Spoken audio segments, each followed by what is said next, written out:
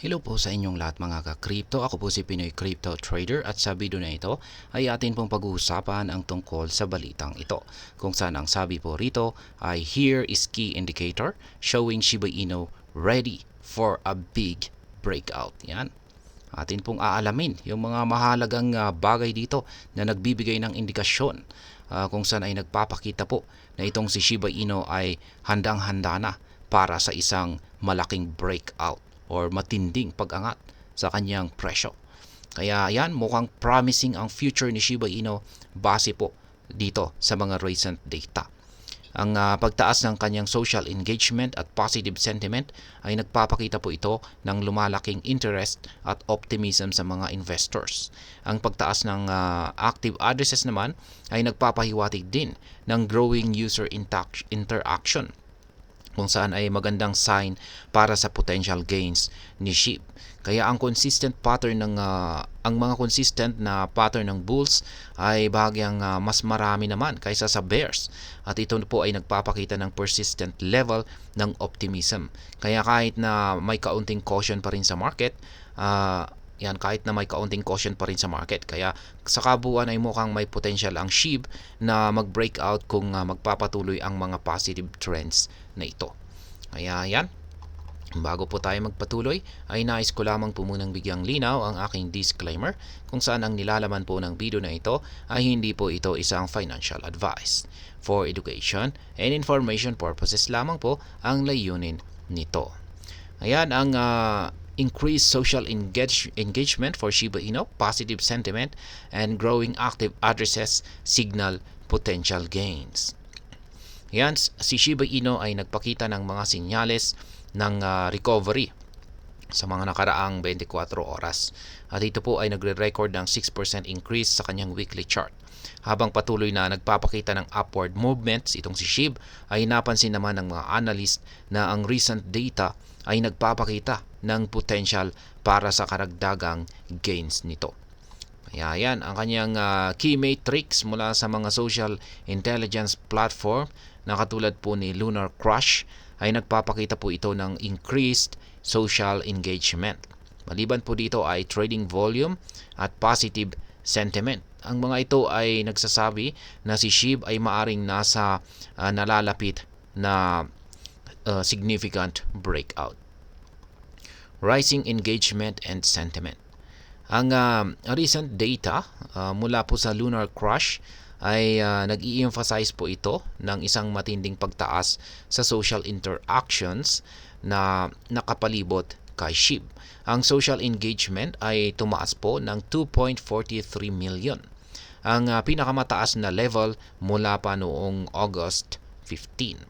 Kaya yan po yung actual na tweet ng Lunar Crush Social Intelligence dito. Yan, ang pinakamataas na engagement sa panahong ito ay umabot po ng 4.11 million noong mga July 10. Habang ang pinakamababang engagement naman ay naobserbahan po noong mga September 17 sa 1.34 million. Kaya yan, bukod dito, ang mentions ng SHIB ay tumaas po ng 24.2%. Habang ang bilang ng mga creators na nagdi-discuss tungkol kay SHIB ay lumago ng 43.2%. Ang sentiment patungkol kay SHIB ay nananatiling bahagyang positibo na may 1.2% increase, at ito ay nagpapahiwatig ng stable outlook sa community. Ang mga metrics na ito ay nagpapakita ng lumalaking optimism sa mga investors habang si SHIB ay nakakakuha ng mas maraming atensyon. Bulls outnumbers bears. Kasabay ng pagtaas ng social engagement, ang on-chain data mula sa Into the Block ay nagha-highlight po ito ng positive trend sa market behavior ni SHIB.